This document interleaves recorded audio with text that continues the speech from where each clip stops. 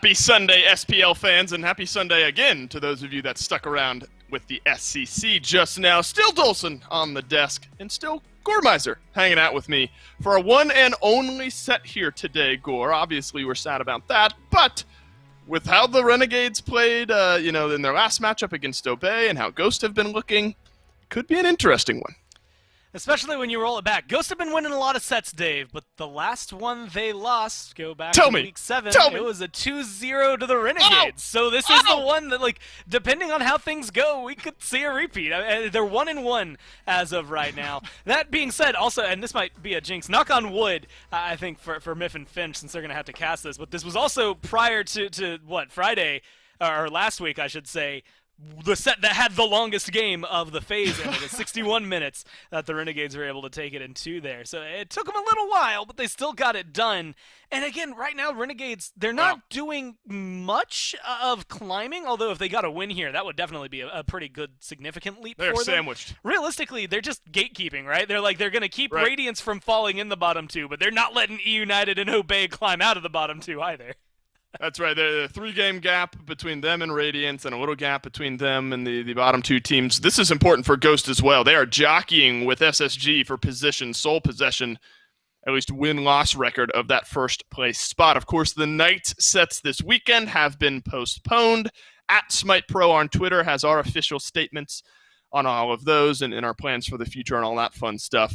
Unfortunate for the Knights as a side note. I mean, they were really surging there, so you hope that they can bounce back after some post moments into some good sets there for themselves. But let's look at the one set we have here today, Gore. Ghost Gaming up against the Renegades. I think definitely lean towards Ghost still, through and through. But I do think there's the extra interesting twist where if Renegades can keep up the pace that they had last time, things could get interesting. That said, one of the guys you have to slow down on Ghost is Fine OK, a man that in his last 6 games, 3 of them, he went undying. So Gore, this is a guy out of the solo lane, very hard to control and really loves driving the pace for his team. Yeah, I think this is something that, like you said, you have to keep your eye on, right? Ghost is one of the only teams they've lost to 3 individuals, right? Radiance, Renegades, and Sanguine throughout the phase overall. And a lot of it has been the versatility, I think, of Fine OK that has really facilitated their abilities to just demolish everybody else. I mean, they're 3-0 against Obey. They're going to be 3-0 potentially against some of these other teams if they keep up the tear that they've been on. And they're on a massive win streak right now. And it is the fact that Fine OK, here playing Cthulhu, brings out the King Arthur before some others, is willing to flex into some other kind of more, I want to say, off-kilter picks. But King Arthur has been maybe the one that's kindest to him. 6 out of the 8 games lately that he's been playing. Did pick up the set, I think, what was that, last week, and looked really solid on it. The fact that you have someone so flexible over there in the solo lane really makes it easy, I think, for everyone else to flourish. And it makes it so easy because he's making these sick rotations early on sometimes that people just don't expect. Just, again, versatile player that really brings the heat. And I love the set replays here. Yeah, versatile, I think, important. I mean, he's played King Arthur 3 of the 3 games, out of his last 6 games, and then it's been a Nike and Amaterasu in a set. So King Arthur kind of sandwiched in there with some of those other variety picks. Love watching this guy play, and he's got a fun matchup, Gore, up against Variety here today on the Renegades. Big change for this roster. Obviously looked great in their last matchup up against Obey. What have you seen from Variety so far, and how do you like his odds against Fine OK? It's definitely brought more consistency, I think, than what they had. And this is something, it's weird to say because I don't think Solar Troll did anything poorly for them earlier in the phase, right? I don't think it was bad. You got some interesting picks like the Thor that would go over there. I think he even played Susano, or Fenrir at least once, that was over there in the solo lane, right? So he was able to bring in Assassins. But honestly, I think Variety has brought something that they needed more than anything else, and that's a solid rock, right? One of the biggest things, well, yes, in Guan Yu it is that, but it's just some consistency that has been able to come through for them. Almost every single game with the Renegades, you can expect Variety to have a good one. Masbra has a little bit of like a hot or cold nature to him. Same thing for Venenu. And as much as I hate to say it because he's been doing it for so long, so does Bera sometimes. Like sometimes he comes in and you're just like, man, that didn't really hit the same marks as some of the other games. I think if you can get Variety and Jake on their best performances, then Renegades are a completely different team to tackle. But when one of them or both of them are just slightly askew from where they would normally be, or maybe where their top potential is, that's when it all starts to kind of crumble, and that's when you get 6th place Renegades and not potentially, you know, 3rd, 4th place Renegades. So depending on how those two pillars, I think, perform today for this team, that will indicate, I think, how long the set will be and what kind of results we'll be seeing. Yeah, I mean, this Ghost team, they'll put you against it early, and they will snowball those games out of control if you give them a chance to do it. Of course, I brought up Guan Yu because Variety's played it 4 out of the last 6 games, so probably something we might see today in the pick ban column. Variety, though, we haven't really gotten a chance to sit down with him since joining this Renegades roster, but we were able to prior to this matchup. Take a listen. All right, well, I am here with Variety, solo laner for Renegades. Variety, first thing I want to ask you about is the big win you guys had up against Obey just recently. Was that an important win for the team, considering how close you all were in the standings, or was that one that you all were thinking you were expected to win?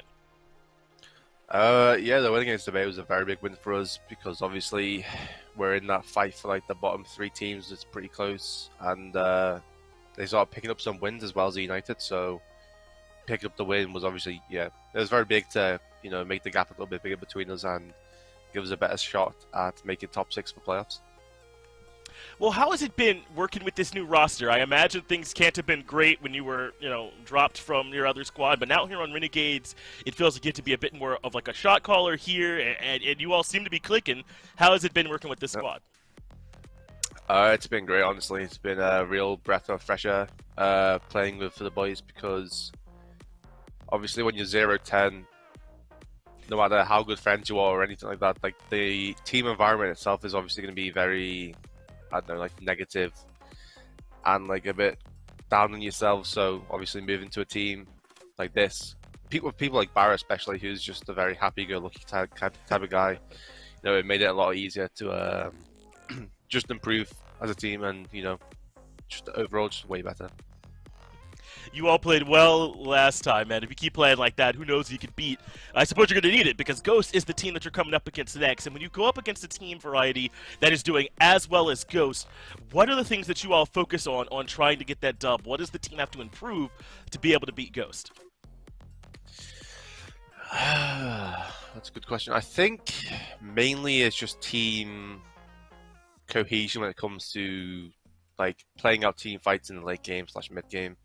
Because teams like Ghost, you can't really win based off individual skill, because obviously they're all very talented players. So individual skill kind of goes out the window a little bit. So it's mainly when it comes down to like late game shot calling and playing as a team. You know, you need to make sure that you're all on the same page in terms of what you want to do and how you want to play. I'd say that's probably the biggest factor when it comes to like playing against a top team like Ghost. Yeah, I think so. Beating Ghost is not going to be an easy task. Last question, Variety. How have you been working specifically with Lasbra in the jungle? Because it feels like, at least for us watching on the outside, that it's hot and cold for him sometimes. Have you been trying to help out with that, or has it just been great from minute one with the two of you working together? Obviously, me and Lasbra go back quite way back, actually, because obviously he's good friends of Trix and Fred, who obviously I've teamed with for years, and I've moved to Denmark when teaming with them. So I've known him for a long time, and obviously he's just a good friend of mine. So it's been a blast, honestly. I've loved playing with him, and I think having like a secondary voice in the team as well as him has kind of allowed him to, you know, focus on gameplay rather than trying to make everyone on the same page and get them to do the things that he thinks is right to do. And I think I've allowed him to maybe play a bit more for himself and, you know, focus on his own gameplay rather than the team. So yeah, I think since I've been here, I think he's been great. I think he's been really consistent, and he's had some really good games. Glad to hear that you all are getting on well, man. Almost forgot about you and Laz, Trix, and Cubo all going back a ways. Thanks for talking to me here, man. Looking forward to the next match coming up here against Ghost. Thank you.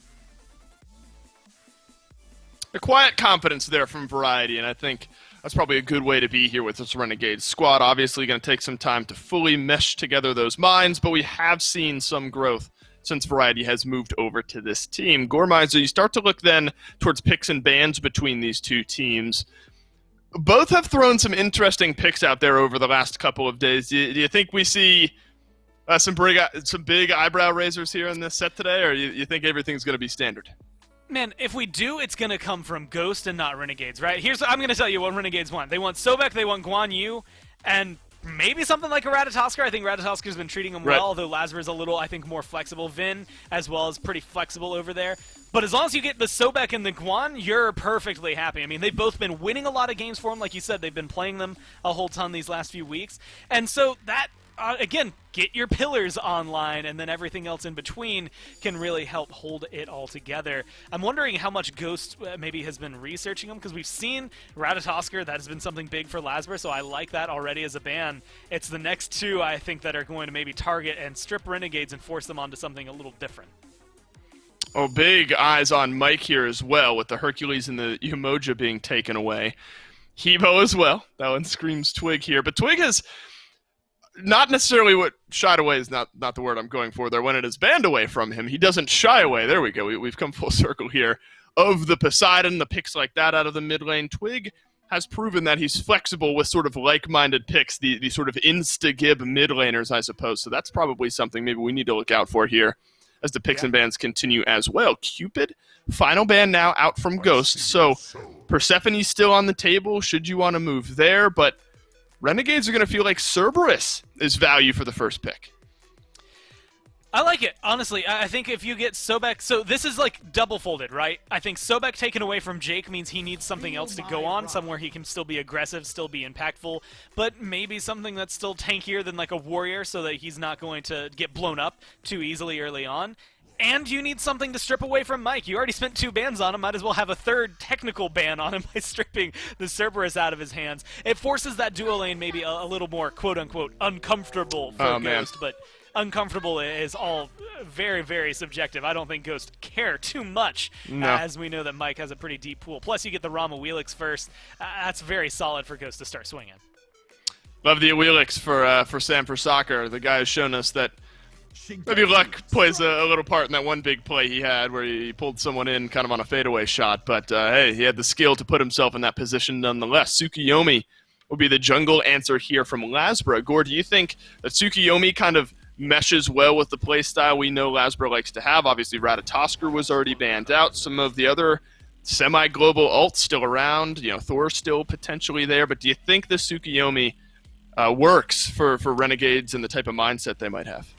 Well, I think he can work for them. I think he's going to bring a lot of damage. We've seen that already, and we know he's pretty consistent. But, you know, for Lasbra's style of play, that's the one that's the question of the day, right? Because you see Ratatoskr, someone who can go in and dunk. You look at Pele, another one that Lasbra performs on, and it doesn't have really the same kind of style. I think Tsukuyomi maybe leans closer to that Pele style, so it should be in his wheelhouse. But they've played 3 of the 12 games that Tsukuyomi's been played in this phase has been Renegades, and they've won 1 of them. So maybe he'll be able to get his feet under him. He hasn't been picked a whole lot, though, so I think there's still a lot of data points missing for some teams. If you get him matched up with something comfortable for Variety, which I could very much imagine, maybe based on Ghost's ban, they're thinking that Variety's going to be on this Cerberus.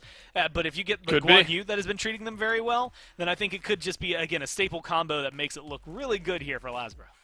We have seen Cerberus out of the soul lane a few times. Baskin loves it.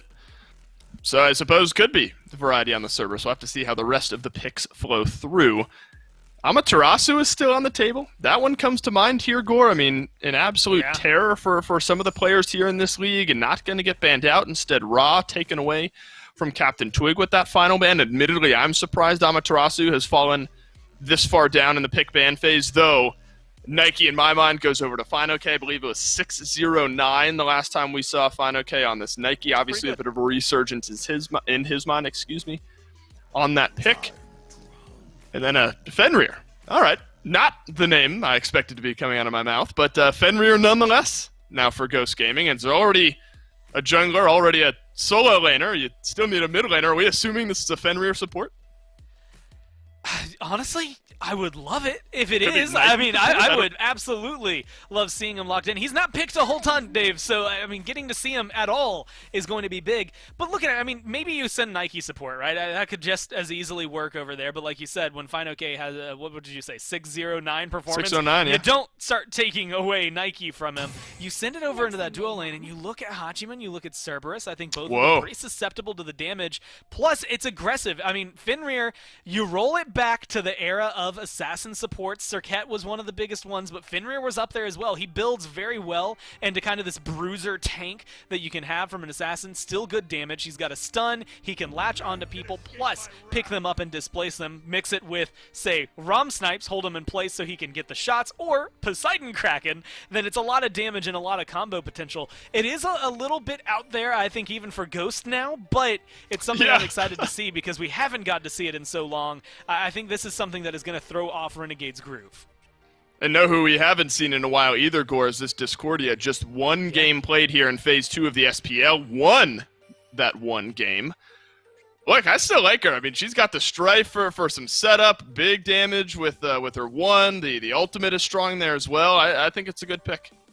And just like you said earlier, right, when you go back and look at what Vin has been playing, it's a lot of, I'm just going to delete you gods, right? Shotgun Blast. You like the Yanis? Yeah, it's because it kills them dead. You like the Hera? Granted, Hera's mainly Argus, but it's something that can just deal a lot of damage really fast. Discordia has that capability. I think that's what they're going for over there. It's a very good style of play to have. I think it helps balance out a lot of what Lasber and Bear are going to bring to the damage table as well. Right. It's a good draft for the Renegades. I'm just a little worried because Ghost are going to be holding W. They want to just slaughter them here early on. This is an important game, Gore, for both of these squads. Renegades versus Ghost. Game number 1, Finch and Myth. It's all yours. Thank you, Dolson and Gore on the desk. It is indeed Finch and Myth here as we move into game number 1.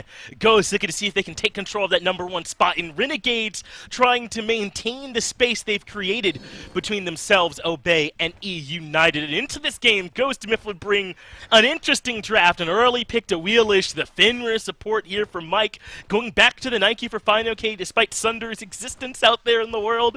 What do you make of this Ghost Gaming draft? It looks to me, honestly, like Ghost Gaming is trying to make an example of the Renegades within the league. This is a W key draft through and through. The early Wheelish pick, daring the Renegades to try and counterpick, avoid those jumps, and he doesn't care, picks it that early on. Polar Bear Mike picking up the Fenrir support for that unbridled aggression within the long lane, which, for my money, is where the spark's going to fly in the early game. It's interesting how it's going to play out. And it seems like they've sacrificed just a teensy bit of late-game potential. This is going to be a very squishy front line from Ghost. So if they're looking to win, I'm predicting a quick one.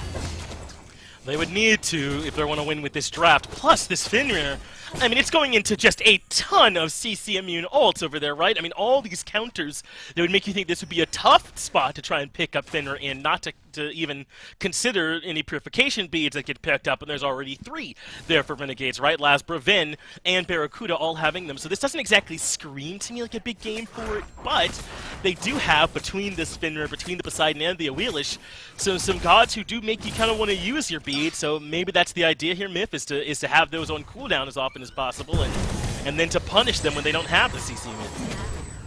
Absolutely. There's so many things that are going to have to be avoided with a purification, but this Fenrir should be looking to put in work pre-level 5. I think that's the critical point for this long lane. Before Barracuda is able to get his ultimate online, that's when you want to get aggressive. I wouldn't be surprised if we see Sanford Soccer make an early rotation over to the duo lane pre-5 as well, just to try and push forward this pressure. If PBM is able to find an early kill or even any early pressure, he should be able to rotate out very early on, pick up a Warrior's Tabi into the Sledge, and just continually find damage and pressure throughout the map, moving it into the 3v3. And as we do have a pause, we'll come out of the game, get right back into the action here as soon as possible. But I think you're right describing how this Fenrir is going to have to play this game, right? You said that, hey, it's going to be pre-level 5, and I'm like, well, it's got to be, right? Like, I don't see a world where this operates as effectively post that time when all that safety is in the cards there for Obey. So if Sam wants to get involved over here with him early, I'm right there with him. If it makes a ton of sense to me, whatever it takes to try and put this Renegade squad behind quickly, because if they don't, they could be running into the wall that is their somewhat weaker late game, that is the fact that safety just comes as the game goes on, you get more relics and things like that. I think they gotta be quick with this one if Ghosts want to win it. It's going to be a quick pace, but they've got a lot of tools that are going to be able to move them into the mid game very well. If Ghost Gaming finds an early pick, they've got fantastic objective shred. If PBM maxes out the Seething Howl, his auto attack's going to be absolutely swinging, almost acting as a secondary jungler on top of the Gold Fury if they decide to go for that early on. With a Wheelish in your game as well, just being that constant source of pressure, their dive is going to be incredibly strong, even if it is slightly on the squishier side. I think that Ghost Gaming have a draft here that can absolutely work, but we need to see that pace. I want to see a couple kills on the board pre 5 minutes if I'm a Ghost Gaming fan. Whereas if you like the Renegades, you want them to win, you're looking to withstand, just make it to that 20-minute mark, group up as 5, and then use your more traditional draft to win out in the team fight phase. They'll be in a strong spot. I mean, we haven't even talked about how Jake is taking this Amaterasu support here for Renegades, right? I mean, that in and of itself should give them some ability, you would think, to combat this early game. I mean, Cerberus not so bad for scrapping early as far as Guardians go, but Ama just as good as he would be in giving them this chance to look for some perhaps duo pressure, or maybe just as kind of we're discussing as Ghost might be looking for pressure, is maybe just give them a chance to fight it off with this Amaterasu being earlier involved in these fights, being on the left side of the map right from the beginning, and still waiting until, 15 minutes into the game for her to get involved. Agreed, and Amaterasu is going to have fantastic peel into this Fenrir. The Brutalize is going to be very hard to utilize because of that silence coming from Amaterasu's dash. But Variety is stepping up a little bit further, but he realizes he's just going for the farm, uses his one to clear out that wave so he can back up to his blue buff. But this Amaterasu is going to de-incentivize Polar Bear Mike from maxing out the Brutalize. It likely is going to be Unchained, Seething Howl, and the ultimate Cataclysm, or Ragnarok rather, as the priority order for this leveling. I think that this Ama might also just be a bit weaker come late game because of the itemization that support needs. Well, we were a little bit early, but Variety falls for first blood. Sam rotates back over when he's 5, doesn't use the ultimate, and finds the first blood there onto Renegades. And we were talking all about this duo lane and how they'd begin off to a hot start with this Fenrir, and maybe the Amaterasu was there to counter it. But Sam just comes over to solo, gets this kill into Variety before he's ready. Yeah, it was a mistake on our part to think that Ghost Gaming was going to play around anyone besides Sam for Soccer. I mean, we got to talk about this man every single time he's on the screen, and he's going to let us know, even when PBM is playing this unorthodox aggressive support, it is going to be Sam for Soccer setting the pace for this team.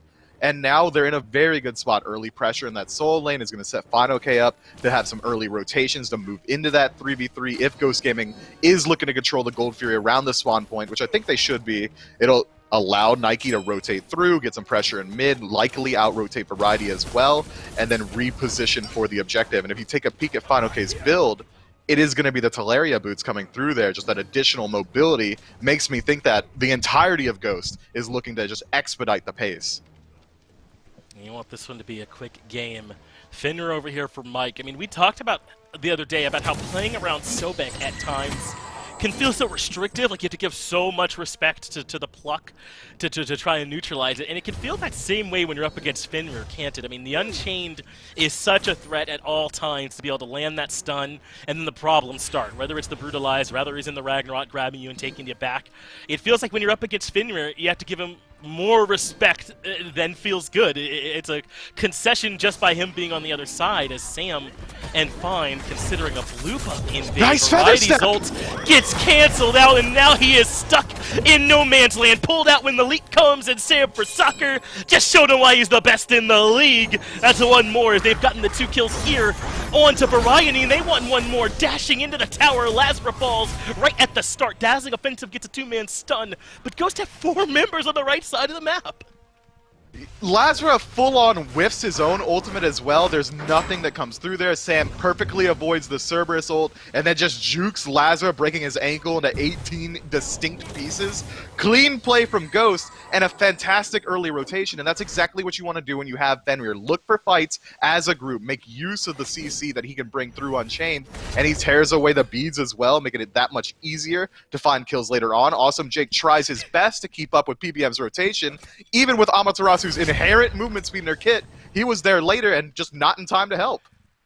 Dude, I'm just remembering what you were saying during picks and bans. You were saying, hey, I'm picking this Wheelish in just into the Cerberus and saying, hey, I don't care if you guys pick any more leaps, but I think he really didn't care. He's just going to bully the Cerberus. That's the counter matchup he wanted, right? The ult to counter his leap. He's got the feather step to get away from the ult from the Cerberus. I think that just goes to a wheelish like 90-10, and Sam's putting it on display. Yeah, it's dirty. It used to be you see Odin come through, and that's where your counter pick for the Willish is. Sven gets in a little bit of trouble in mid, surrounded. Kraken from Captain Twig is there, and Venenu has nowhere to go. It'll be a watery grave for him, even without the Kuzenbo around. And Lasper now trying to use the ultimate to retreat, I'm thinking more than anything, but that doesn't lead you anywhere good. Sam is there waiting, completes the kill, and that's a 2 for 0 in favor of Ghost already. And fine, okay, putting some extra damage into Variety. Does not have a ton of kill potential, but he'll leap in anyway as... with Mike coming in, they really might be trying to get this kill here onto Variety right outside that tier 1, but he moves back inside, and Mike not going to die for it. Yeah, Mike not going to die, but he will take your minions with you. Good luck, Fine OK, farming up as they try and follow Mike into the jungle.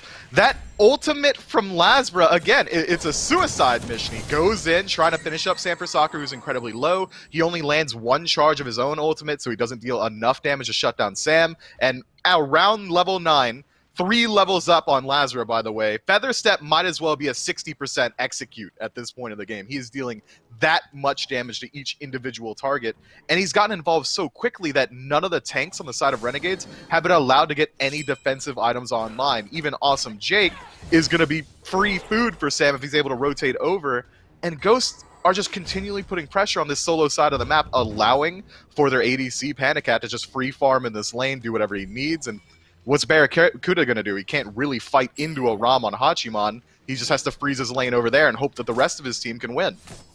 And what's crazy, Myth, is I actually think Renegades were super smart about this, right? I mean, I think that the plan initially was, well, I can't even talk about it. Variety's being ganked again. He falls. As Fine OK finds the damage, but this is not what the plan was, right? Renegades almost certainly were thinking Ama solo Serb support, but they saw this Wheelish. They didn't like the matchup. They thought, let's put the Cerberus to solo away from this Wheelish. The Ama gives us a chance to fight more in the early game, and Ghost has just scrapped that whole game plan. They took the action directly to solo, and now the right side of the map is a collective 0-5 for Renegades. It's going to get worse before it gets better, especially with a lead that's already been established. And Sanford Soccer, instead of going for the traditional Brawler's Beatstick or Jotuns, immediately goes into the Crusher, which is going to give him exponentially more kill potential. Could even be a Heartseeker or a Hydra's Lament coming up next as well to help out with that burst. This is an insane pace that Ghosts are setting already. 6 kills in 9 minutes, and we're looking at 4,000 gold separating these two teams before the 10-minute mark, and not a single neutral objective has dropped just yet. This is just pure pressure on the map. Mike is 0-0-1. This has nothing to do with the Fenrir, man. We were worried about duo lane pressure and how the left side of this map was going to go. None of it has mattered this game. The only thing that Ghost cared about was this Wheelish into the Serb matchup from minute 1. And they were 100% right, and it's put Renegades in an abysmal position here at this point. I mean, you just broke down how daunting a task it is to them already, not even 10 minutes into the game to be this far back, and Sam here on the blue buff timer ahead of Renegades yet again, waiting to strip this farm away, and Variety, who's level 8, couldn't in his 600. wildest dreams come out to contest, dude. There's no way. Yeah, I wouldn't step up. I wouldn't send anyone to the Renegades to help, but he doesn't have to step up! No, he's ulting just for the stim, dude. He knew what the plan was, going in aggressively, and Sam finds another 3-0-4. Now, Renegades, this is a great call. They get the Gold Fury in response. They have to do this, and maybe even a kill could come onto Captain Twig. Barracuda there to find the first one. Mike takes Jake out of the equation, so they still have the favorable numbers here on this side, but Barracuda finding a double, being that last hope here for Renegades by getting 2. But PBM has full stacked rune from getting the kill here. He could look for the jump, but instead it's going to be the brutalized. So much damage forces Barracuda to dash in aggressive. And then he jumps in place. Ragnarok is the response, setting up for Sam to find the kill into Barracuda. And now, all of a sudden, Fine OK is here. Good stun from Lasper. That prevents the damage coming out from that first ability, and Lasper narrowly escapes. Yes, Renegades got the Gold Fury in response to Ghost's right side pressure myth and a double kill for Barracuda. That was a good fight, but still, all of the pressure going in favor of Ghost so far. And it's still 4,000 gold separating these two teams. You gain an inch, but you lose a mile. Ghost Gaming, the XP lead is really what's crippling here. Multiple level deficits between each individual member of Memory Serves. Twig is about 2 levels up right now. Jungle should be around 3. And that is so hard to fight into because we're getting to that critical point where each of these players on the side of Ghost are picking up that second relic, whereas Renegades are probably 2 or 3 minutes out from theirs.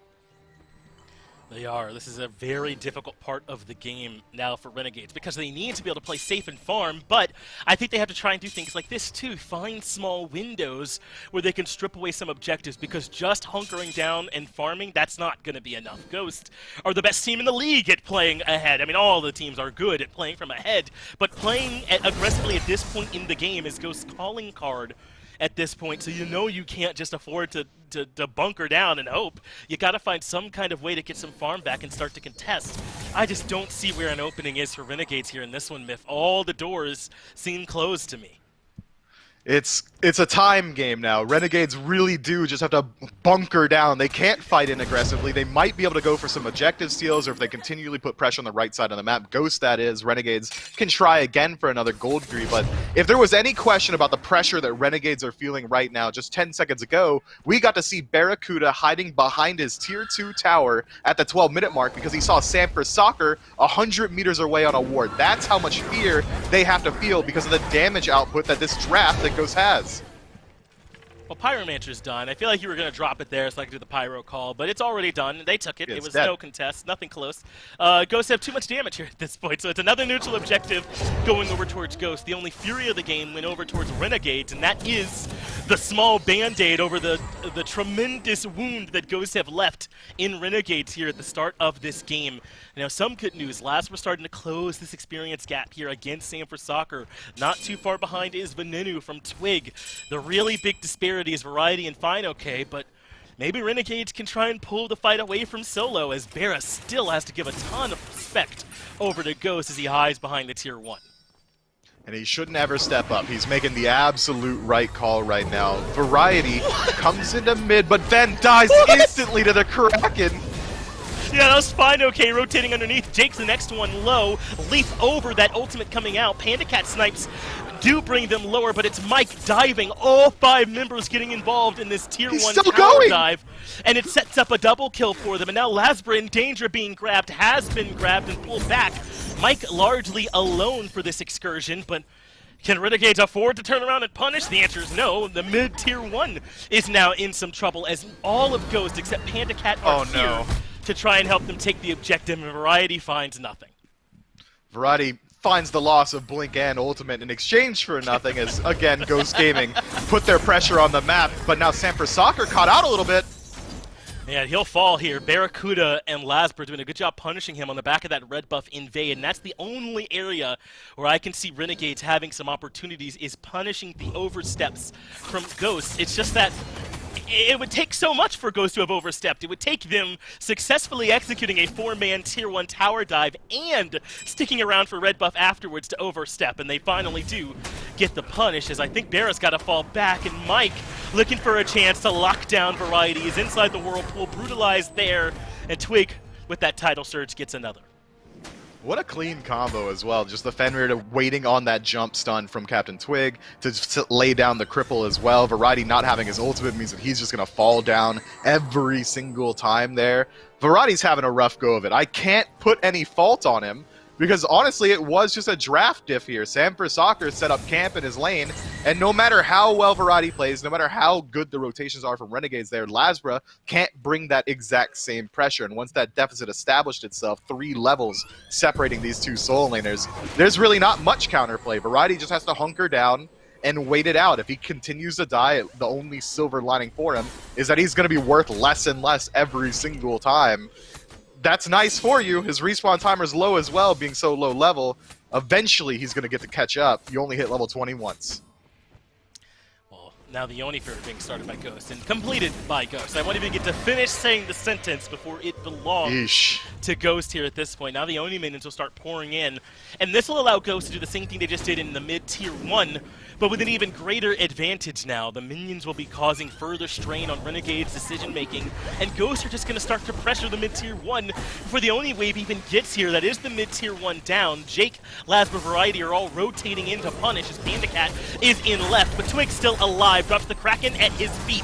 Has now used the Aegis and is still standing. Venenu's ultimate will claim him eventually. That makes it 1-for-1, but now Lasber with an ultimate to escape is stuck between 3 members. Feathers step into the snipes and Lasber goes down. Now the Discordia with nowhere to go gets a good strife. Barracuda even has the ultimate and gets the kill onto Polar Bear Mike, but will he pay for it with his life is the question as FineOK chases. Variety falls to Panda Cat and the rest of Ghost can collapse onto the lone ADC. 4-1-0 will become 4-2-0 for Barracuda. Unfortunate for Barracuda, but maybe a little bit fortunate because his KD is kind of looking pretty nice out there. A little 2 for the boy, looking good, but the sloppier these fights go, the better it's going to favor Ghost. It doesn't matter if Renegades are able to get in time to these engagements. It doesn't matter if they're able to land their abilities. If it's a disparaging fight, if it's a split up throughout the map, just the raw gold and XP differential is going to be enough to carry Ghost throughout each one of these engagements. Renegades taking a fight inside neutral territory, not under a tier 1 tower, not inside of their tier 2s, they're out of tier 1s now, means that they are likely just going to lose the engagement. Captain Twig doesn't even get a huge amount of value from his Kraken. I don't think he hits anyone in the center of it. It only does connect with one target.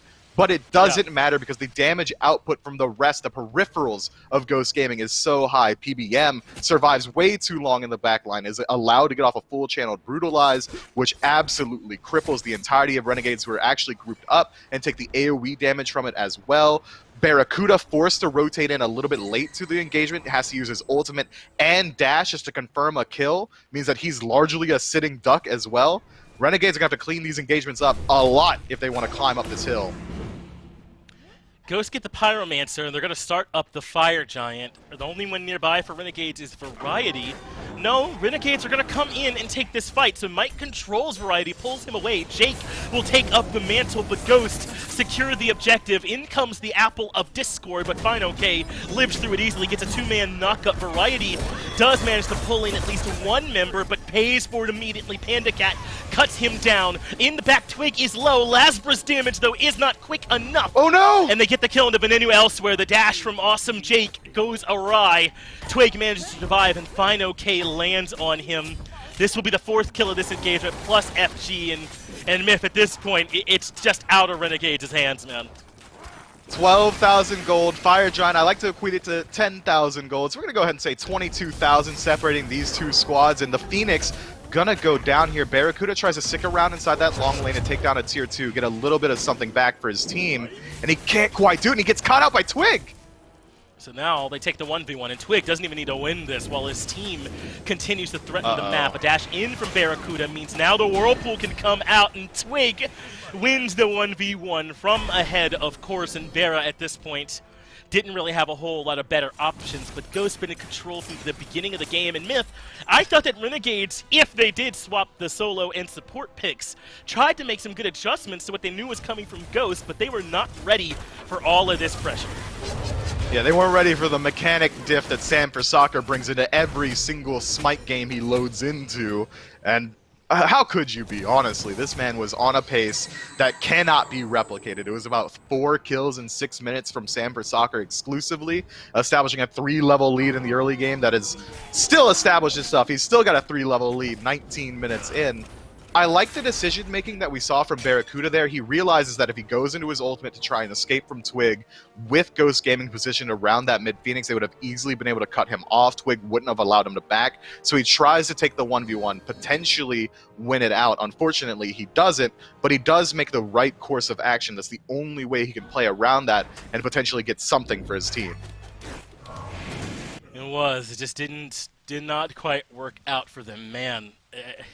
Variety, I mean, the one play at level 4, right? It was kind of the origin of all of this, the genesis of this lead, where Sam was able to come over and find that gank right before Variety hit 5. The timing was a little bit off from what you'd normally expect from that early solo lane gank, and maybe Variety thought that he was clear of that pressure, at least had enough time to get a back off and come back in ready to fight, but he just didn't, man, and that has set up for all of this, where Ghost have pressure to threaten the right side. Phoenix find OK going in first, and Barracuda has to leave. Kraken forces out the ultimate from Jake as Barracuda returns to the fountain, and Benenu returns the hard way. It's a double for Sam as he gets Jake as well. Panda Cat cuts down Variety. Right side Phoenix done. And Mev, I think we can say game done here as well. Ghost dominance. It was backbreaking what they did here in game 1. And Renegades, a strong team, just did not have the answer. Not this time around. P's and B's might be able to be the adjustment that you need. Maybe just a little bit of early game execution to clean that one up. I think Renegades could very easily just write this one off as a GG go next situation. They don't have to let this one sit on their mental because they got crushed in the first minute. And when something like that happens, the next 20 or so minutes don't matter nearly as much. There's just such a huge hill they have to climb up. I think that they should go into this next one not even thinking about game 1. Yeah, I mean, there's not a whole lot to think about, right? I mean, it was essentially a counter matchup Ghost believed in, if you wouldn't even call it a counter matchup, and they played directly through it all game long. Sam is the spearhead of game number 1, but can the adjustments come in game number 2? Let's find out after the break.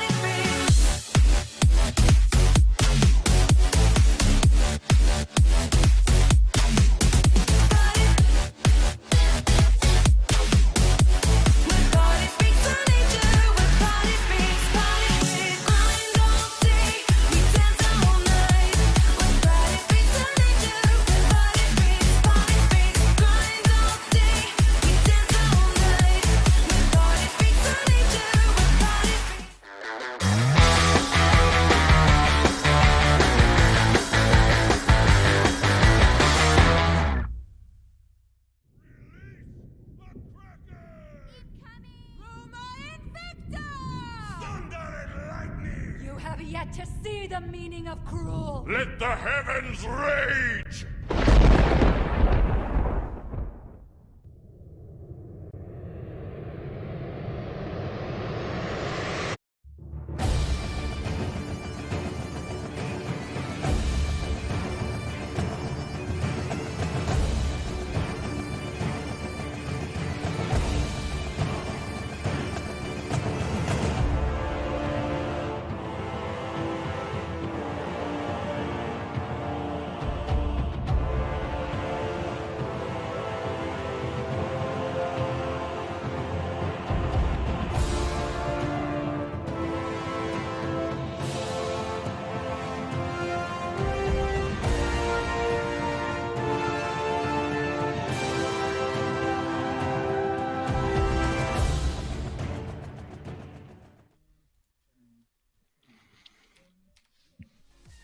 That's right, everybody. We are back, and I am back on the chair ads. Admittedly, guys, I am exhausted. As you know, I just got a new puppy, so for the last 4, 5, 6 days, I've been, up throughout the night, making sure she gets out and all that sort of fun stuff.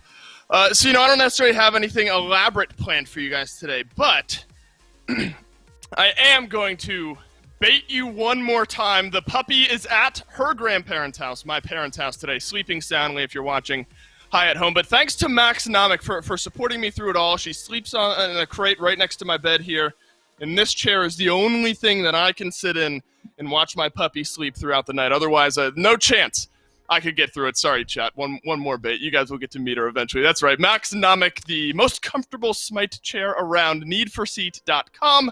Hey, and you get an in-game chair award when you pick up one of these chairs. So that is fantastic. Gormizer is with me. I imagine a little frustrated that you don't get to look at a puppy one more time, but that's okay.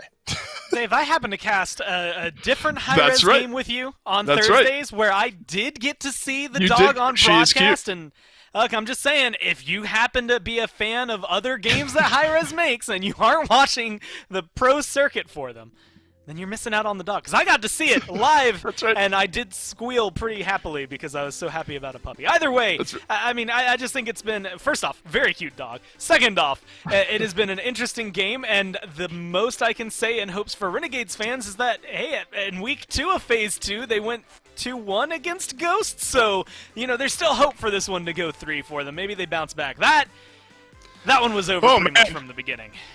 Yeah, it was good, huh? I mean, I love. What it felt so it was kind of weird strategy going into it as well. We were for sure, at least once the Amaterasu was locked in, that it was Variety on the Ama, Jake on the Cerberus. May have been better if that was the case, because Variety just got sat on by Sam, and I love the way Finch worded it on cast there, Gore. Sam, they just saw the Cerberus locked in, and that was enough, right? That was enough for the Awilix. You don't need to draft any more leaps or jumps or anything that I can pull you in on. I'm just going to punish Variety for it the entire game. And they did. Sam shot out of a cannon. FineOK was right there on the follow-up as well. I mean, it's what? Barracuda's the only pushback that there was from the Renegades. I mean, this is one of those. I agree with the guys on the cast. I mean, this is back to the drawing boards because this goes from minute 1. I mean, and like you said, there's a lot of good that comes down from Sam, a lot that comes from FineOK, and then not so much. I mean, Lasper, there was a moment the first highlight that we saw, it was kind of questionable when we saw him because it's like, you're just not getting anything out of this. I mean, maybe a little bit of damage, but it doesn't seem like there's going to be enough follow-up. It did just feel like, all in all, they were just locked into an awkward position. And what are you going to do? Jump away? You can't jump away. You'll get pulled in. You don't jump away? Cool. FineOK will knock you up. You'll get pulled in. I mean, that combo in and of itself locked Variety down consistently. And I mean, I don't think it's a coincidence that you see FineOK going, I believe it was 8-0 or maybe 8-1 there. I think there for Sam as well. So you have two people, 16 kills between them, that's a lot already. And you got the Sunder, theoretically, you did the things that you needed to counter it. They just got way too out of hand, way too early. So it is just dealing with them earlier on. Again, hit the reset button. It ended fast enough that you really shouldn't be tilted from it. Now, Gore, this might be tough because we didn't get a lot of good data on it, I don't think, there in game number 1. What'd you think of the Fenrir support? Kind of final thoughts on game 1 before moving into game 2? Worth a try again? I mean, it got you the win. Yeah. But maybe it's go with it a second because, time. You pick Fenrir support and it's not the headline of the game? I Right. mean, that's impressive. Right. I think for Ghost to have that happen, I think PBM could run it if he wants to. It'd be fun to watch because if you have Sam and Fino going as insane as they did in terms of their slash lines, you don't care what you're playing in support. You're going to be just fine. Granted, Barat did have maybe the best game of all of the Renegades there, so maybe you can contribute that a little bit to being Fenrir on the other side. I don't know. I think he could pick it up just fine and not be too stressed because of everybody that's around him. Well, game 1, as much as the Renegades want to push it by the wayside, we will as well, and advance into the picks and bans for game number 2. Some weird twists thrown into P's and B's there in game number 1. Maybe settle back down into things here for game number 2. It was interesting. Persephone made it all the way through. Amaterasu as well falls all the way down to, what was that, second to last pick for the Renegades in game number 1. Yeah. So I'm not going to say the priority was all over the place, but, Cerberus first locked in. The Rama obviously is always going to be a high pick here as well. But I wonder, Gore, you're starting to roll the dice a little bit, one team or the other, letting that Persephone through. So I wonder if Ghost maybe feel pressure to ban it out here, or maybe not, after we saw it completely foregone in Game 1. If there's 2 bans against what I would argue, like Obey has proven that you can at least maybe need to ban Persephone against them, right? Because Wolfie can do it. I don't think we've gotten to see that kind of game out of Venenu, or if we have, then I'm just completely forgetting it. But, I mean, that's not a good sign either, right? If it's a forgettable game on Persephone, then it's not a reason to ban it out. I think what we've seen out of Renegades, I'm going to throw Obey out here right now just because they're part of this conversation. When you have, like, you can't play a Gimoja, if Persephone's not something that people have to ban against you, then you're, yes, playing your own game, and that's always smart, but you're letting them ban the things that you are good at, right? Like, imagine if there was Persephone there instead of Cupid, or Persephone there instead of Sobek. You get another pillar that is going to work out on your team. Or Yamoja that was forced to be down there instead of Renegades having to ban it out. In fact, Renegades have banned Yamoja more than any other god this phase by like 20, and Hercules is the one right behind that, right? And so it's just like you spend so much time getting rid of her. Just learn her. Just play her. Like, that's the one thing I think that needs to come through, is that you need a good Yamoja by this point. And I was saying this earlier when we were doing the SCC, right, where it's just, it seems almost ridiculous to me that the best god that we have seen pretty much all year consistently is not being picked up by some of the bottom teams. And if she doesn't work for you, then that's what you need to be scrimming with. That's what you need to be practicing. Maybe she's still getting banned out there, and is there just too much limited experience for her. But I think Renegades have kind of pigeonholed themselves here because Ghost have so much more flexibility just in draft than they do. Right, especially if you're in that first pick slot. Likely it would fall to you there if the enemy team does not want to ban it out. So one thing that we did also talk about in the SEC, Gore, is Hercules not only in the support role, but we have seen now Hercules solo today at the SEC level, and very difficult to kill. Remember, I believe it was Mando Warrior piloting the Hercules, and it was near impossible to slow down. Obviously, we're wondering if, the early game merits of Hercules kind of placed later into the game are worthwhile, things like that, and at least it looked good in the one game that we saw it. So maybe something to keep in mind as we move forward here in the draft phase. Oleron unbanned, though, Gore, and that one's going to get locked in here by Ghost. Some flexibility, though, admittedly, maybe more often see him out of the mid lane. Yep, Twig loves playing this pick for them. Not surprising to maybe see them pick that up. Plus, again, you're up against Poseidon, Serket, Hercules. There's not a lot of people who are going to be able to walk through Sanctified Fields at you, so there's maybe some safety in there as well. Plus, Prot's healing. That's actually one of my favorite parts of his kit. It is a very small amount of healing, but the protections that he can get if he heals his teammates all around him. Oleron can be pretty safe. Still very susceptible if Beads and Sanctified Field is down, so Serket maybe has a window of opportunity to get aggressive, but I also think that's going to be pretty good lockdown for Twig up against her. They get rid of the Guan Yu as well. It feels like, again, Renegades have had a few pillar picks these last few weeks that have worked out really well for them. And while I like Hercules, Serket, Poseidon, I think Ghost get 3 out of 3 comfort picks, and maybe go ahead and flex that to 4. I mean, Cthulhu isn't played often, but FineOK has been one of the only solo laners to make it successful. Yeah, I think that's the sort of thing where it's FineOK, so you have to give Ghost the props for it. I mean, the guy's just too good on effectively every pick he plays. So I think strong there for Ghost Gaming nonetheless. Now, Fafnir would make this interesting. We've seen Jake on this pick. It's obviously a pick he's comfortable on. I think he does very well on this pick, or at least it looks good despite maybe some stumbles for the team as a whole. 16 total picks, 38% win rate, so not the best, but definitely something, I think all being said, that Jake is comfortable with. Gore, does that maybe confirm that this Hercules is going to be with variety out of that solo lane? It definitely feels a little more like it, right? I mean, I want Jake on Fafnir more than anything on this draft, but I think that's weird because that's 2 games in a row where Renegades have picked something that, in my eyes, should or would make more sense, maybe, going over their support player, and then maybe kind of done the bait and switch flip towards the end with the rest of their draft. But, I mean, Hercules versus Cthulhu is actually the exact matchup, I believe, that we got to watch in the SCC. I don't know that it's going to go incredibly well for either side. Like, this isn't going to happen the same way it did in Game 1, right? You're not going to have Erlong Shen come over there at level 5 and then just decimate Hercules the rest of the game.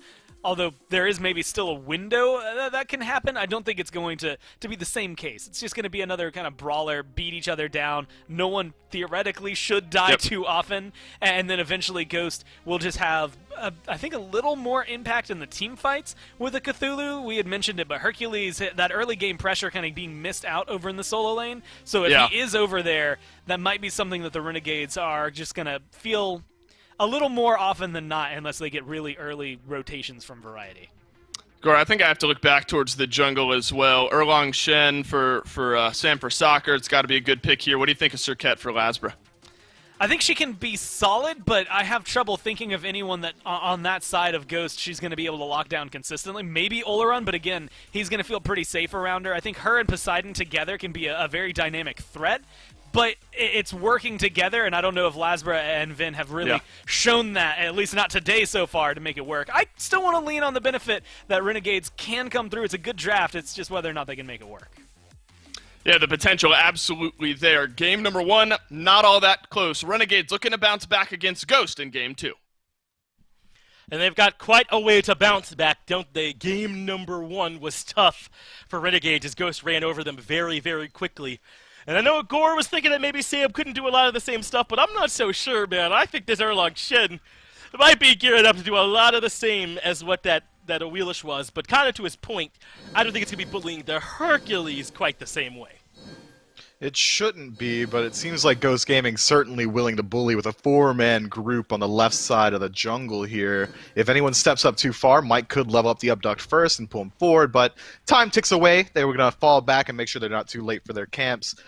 Yeah, it's a dangerous call that Gore made, saying that Sam for Soccer won't absolutely decimate any given soul laner on any given pick. This man has the definitely matchup made doesn't a matter, career Gore. there. It's Sam, okay? He's going to do whatever he wants to do. He really will, and I don't think anyone could stop him. I've been watching all year, and no one's really done it quite yet. But I think that Renegades have definitely got a draft that can work out here. Variety on this Hercules should theoretically be safer, as Gore pointed out. Ven of the Sharingan steals away Captain Twig's Poseidon this time around. He stole that. And now Jake playing a much safer pick as well won't be under nearly as much pressure. And it's a completely different look from Ghost Gaming. This is a much more late-game slated draft. They've got the Oleron out of mid. Capri's Scarab's Blessing only gets better and better as time goes on. And Cthulhu, the god of Win Harder, possibly the best matchup there, Ghost Gaming and winning harder. I think that this is a new look, and this game could certainly go a lot longer. Yeah, I think that there's a good chance here for him. The Ola run does scare me insofar as if this does go longer, right? Because he's the kind of god he thinks only getting better, and might be a bit of a disparity there between this Poseidon, which is not going to go away by any means, but the more relics you have, the more ways you have to deal with that Poseidon. So it's a bit scary in that regard. You mentioned that Vin is copying out here, is copying the Poseidon there from Twig. Maybe not copy 100% of those Kraken. Some of those were errant from my man last game, but whatever he could find that was working, he could certainly take those ones for him and see if he can make them work. Hey, leave my man Twig alone, all right? It was a good game from the King. You know, maybe he didn't hit all the Krakens in the center, but do you really need to when Sam for Soccer was performing as well as he was? But my big question mark for this draft from Renegades or any team that likes to draft Fafnir in general is that we don't see this god succeed very often. He doesn't bring the same level of pressure. He's not that same beast that he used to be back in Phase 1 or even Season 6 that was an absolute destruction factor around these neutral objectives, Golden Fury and Pyromancer. I think it's going to be very hard for Jake to peel off the very strong backline dive that Ghost Gaming has brought here. Cthulhu, Erlang Shen, even Polar Bear Mike on this Capri, I'm imagining is going to be playing pretty far up just because that's how Mike likes to play. And when you've only got single target CC coming from your support, it makes it very hard to keep these less mobile gods alive. Ben should be very easy to dive on. Lazarus, if his escapes are down, is going to be incredibly squishy unless he elects to go for that more bruiser build that we've been seeing the Serket elect to build recently. I'll be interested to see how Renegades decide to play this one out, because if they do decide to drag it later, which should have been the strategy in Game 1, this time Ghost has a draft that is only going to get stronger as time goes on. Right, and I think they can rely on Sam, you know, once this Ultimate's online to do a lot of work for them in this early. Looks like they're going to look to invade the blue from Variety again. They get there first, Lasbro's left watching, and that is the blue buff taken. But Twig, this is a dangerous spot, buddy. In comes Lasbro, forcing out the beads. Already used the consecration for the knockup, but Lasbro doesn't have the last breath, and Twig is able to just walk away. Hard for me to believe, but he did lose the beads. And losing beads is a big deal this early on, but he does just tick over to level 5, so now the Sanctified Field is online. It's going to be much harder for them to find another opportunity to close distance nearly as safely as they just did. But I'm liking this early pressure from the Renegades. Lasbro trying his best to get involved early on, trying to shut down Twig in mid. This is the look that looks best. When Lasbro is performing in a proactive style, that's when Renegades really do get off on the right foot. They're able to find a way to respond to what the other team is doing. As when Renegades often does look their best, but how are you going to respond to Ghost? Game 1 was dominant off of the solo lane pressure. And even if they aren't going to be killing Variety a bunch, it does look as though they're looking to steal that blue buff as often as possible. So Renegades, you'd expect, would want to have a big rotation over there to be able to defend it this next time around to make sure they don't just let that one go down for free. But how do you even like their fight? Let's say it is jungle support and solo over here for a little 3v3 around that blue. I mean, do Renegades even win that fight? They could, if they're able to perform perfectly. Lasbro with his ultimate to set up for the ultimate from Poseidon as well. Final loses his dash. He's caught out here. That could be first blood, and it should be. Yeah, it is going to be. What a great Cobra's kiss from Lasbro, but the Sanctified Field locks down 2 as Sam's able to find the first kill, and Jake now stuck. Able to find the leap, though, underhand tactics for the escape. Veneno gets the knock up, and Mike uses the res on himself. Now Sam trying to keep everyone at bay. The boulder does land for decent damage, but they only get 1 kill despite the Sanctified Field. Jake makes it out. And what about that first blood setup from Lasbro, finding the Cobra's kiss to lock down Fine? Stealing away his dash as well. Nice response time from Renegades to get over to that fight as quickly as they did. Final was trying to rotate in the mid to take a fight as the rest of Ghost Gaming was rotating out of the duo lane, and Renegades just kind of catch him on that path. Well played, likely due to all those wards they've already set up on the right side in response to that early game pressure that Ghost was putting into solo last game. As a fast adaptation, immediately responding to the playstyle that we saw from them last match, Renegades have a whole new look here, and for the first time in this set, a lead. Not bad here for Renegades. It's not a lot of lead, but it's better than where they were at this time last game with their blue buff being stolen on cooldown, with Variety struggling to find relevance in a game where he was already being set behind. So he's on this Hercules where he can fight a bit more, and we saw that Lasbro was able to make a difference here with this Arcade, and Sam takes some damage in mid. No Whirlpool there, and we talked about the Poseidon for Vin, right? And how we weren't so sure about him taking it, but it works as Lasbro blinks in, finds the Cobra's Kiss in the last breath combo, so Sam has no healing, stuck in the Whirlpool, and Lasbro gets another. Renegades around Lasbro looking great at the start of this game. And they absolutely are. Sam tries to step back forward there to confirm at least 1 Oracle to make sure the vision doesn't go the way. Renegades realizing after that ultimate from Lasbro, he's just dead to rights. There's no way he escapes out of that situation. Unfortunately, isn't quite able to confirm both for himself or even just 1, so Renegades get the vision. And now this pressure that's coming through, it's almost a complete reversal. Kraken lands on the Twig, and Lasbro cleans it up. Cobra's kissing the last breath, but Twig's still alive. Nice Good body block block there from Jake, and they do slow him down just at the tail end, but Twig wiggles his way out. Now Jake's being taunted back in by the 9 turns blessing, does manage to leap away, so gonna be tough for Ghost to find any return kills here, but they did a ton of work just to not let Twig die there. He certainly seemed doomed to me. He really did. After that body block as well, I thought he was dead to rights, but Ghost Gaming, not happy with the outcome of that one, are going to continue surging forward. That speed buff spawning in just a couple seconds. If they spot it out, they might be able to go back for it, but instead, it spawns a little bit too late, and Lasbro should be able to get it for himself. Mike's on his way. Not going to be able to do it a whole lot by himself, just being disruptive as the speed goes over to Renegades. Ghost will not be able to be there for the blue buff invade this time either, and Renegades stringing together a couple of good engagements for themselves. I know they didn't get that kill onto Twig, but they're constantly keeping him under pressure, forcing him to use his beads and his safety, and the ultimate had to come out from Mike. These engagements, even when they're not getting kills from Lasbro, are worth it because Ghost have to respond with an important cooldown every time. They do, but I want Renegades to be able to pull a little bit further ahead. When there are magical ADCs in your game, they're so easy to shut down in the early that you want Captain Twig to be at least at a 1 or 2 level deficit every single time. And so far, despite constant pressure, he's remaining equivalent to Ven, level 9 to level 9 in the mid lanes right now, moving into the same itemization as well. Both mid laners looking to pick up the Doom Orb very early on. We need to see a little bit more from the Renegades. This is not more for the Renegades, this is more from Ghost, but they give up on this push because a big rotation was coming. Variety had backup in the form of Laspera, and Venenu and Jake are still nearby. It's Renegades considering a blue buff invade, but they're too late there for that. Blue buff secured, Jake jumps in, but Mike is safe. Renegades go from defensive to offensive, can't make it work, and Ghost are safe, but Ghost want to dash in. It's Final K first. The last response by going for Sam in the back, and they have the ultimate onto Sam to keep him alive. Meanwhile, Variety is in trouble. Captain Twig hunting him down, but Laspera eventually gets the kill into Sam for Soccer after all. Final K in the middle of everything cleans up Venenu as it ends up being 1 for 1, but Jake leaping forward. They get the kill on the mic to make it 2 for 1 in favor of Renegades as they've now won 3 fights in a row.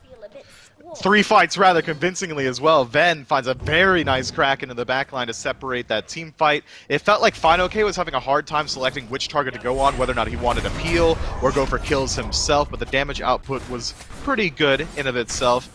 I think there was a slight misplay or miscommunication between Ghost Gaming. Polar Bear Mike uses the Scarab's Blessing onto Sam for Soccer, who immediately went into the turtle form, which gives him just enough shielding that he doesn't get revived. Had he waited just a little bit longer, he likely would have just died to the AoE damage that Renegades was putting out, and then been able to re-engage at a bit more health. Slight misplay, hard to play around, but it has established, again, a pretty nice lead for the Renegades. Now almost 1,000 gold separating these two teams at the 9-minute mark, but it's not enough to slow down Ghost. They continually get aggressive. In comes Sam for Soccer, knowing how well Erlong fights at all stages of the game. Laspera makes it back to the Tier 2 comfortably. As the blue buff gets stripped away, that lands onto Final K, and Variety regretfully will not have his buff, but now he's able to control Mike, bringing him back towards the Tier 1, but Laspera can't follow up. Mike has too much backup there, so he makes it out okay. But I'm glad, Myth, that Renegades are looking this much better here in game number 2. They look so strong in their set up against Obey, where they took care of them pretty cleanly in the 2-0. And then they got waxed in that first game, and I was worried about them, but they made some good adjustments. We talked about that solo support switch, and whether you liked it, as the blue buff gets stripped away by Renegades now. They steal one from Ghost. I know you were saying that you didn't like it. We talked about that behind the scenes, but at least they were making some moves, and now they're making more moves. They're going to Pyromancer, and Ghost do not seem to recognize that this neutral objective will belong to the Ordered team as Sam pokes his head in a little bit too late. Yeah, just couldn't quite get in range for the pin there. It was close. The confirmation from Ven there was just slightly off. It took one more auto attack to finish off that objective. But both duo lanes have been allowed to largely free farm. I think we're favoring Panda Cat in that situation as he scales well into the late game. But it is going to be a slight difference in Hunter output here. Barracuda electing to pick up this crit build means that he's going to have a much stronger mid game than Panda Cat will, even if his late game is going to be slightly weaker as far as consistent damage output, especially in the tanks. As far as neutral objectives go, Renegade should have the absolute advantage. Poseidon's damage output matched up with Barracuda's crit should be able to burn through these Gold Furies incredibly quickly. And 2 auto attackers with a Fafnir, that's an age-old classic. They're going to be absolutely blasting through anything they stand in front of. It'll give them great potential around these neutral objectives if we end up with these neutral fights. Sam says he doesn't want it to happen. He's aggressive right away, but the Kraken, nice revive. A better answer, but even better from Mike with the Scarab's Blessing. Into the backline, though, comes Laspera. He knows the target, and it's Sam for Soccer takes him down early. Variety controls 2 with the driving strike into the pull. Looking way better on the Hercules here so far as he sets up the second kill of this engagement for Renegades, but Bino K is an absolute nightmare in the middle of the fight. Finds the kill onto Venenu, even surrounded by enemies, to at least make it 2 for 1. Variety continuing to surge forward, as is Laspera. They want some kind of retribution for the loss of their mid laner, but can they find it? Mike still being safe. Jake finds the hammer, and Mike gets back to the Tier 2 tower. Being a little greedy here with this positioning, but eventually makes it out. It seems like he wasn't willing to give up that blue buff without at least a little bit of a fight, but not really much he can do absolutely alone there. Again, Renegades have a very strong rotation. Unfortunately, Ben just gets caught out. Fino-K being a pillar of CC in these team fights, and damage is so hard to deal with, especially because of this lack of kin size coming through from the Renegades. He's going to have a much easier time sticking around in these fights as long as he wants to. With this crit build coming through from Jingwei as well, he's going to get additional value out of the Thorns pickup on a Fino-K. I think we might be seeing a little bit of struggle. He's going to be a huge contention point in every single team fight. As far as I'm concerned, if Fino-K is in Descent to Madness, Renegades should be disengaging wholeheartedly. But you gotta talk about how this fight starts off. I mean, Beninu puts the Kraken at the feet of Sam, blows him up right away. This mid-swap has made things easier for the Renegades because they're able to stop Sam from getting that same all-in potential that he had in Game 1, where he could stick to a target and look to shred them. He's not going to have time, I don't think, this game to stone-cutting sword people down 3 autos in a row because Kraken's coming his way. The disruption from Variety and Jake are there.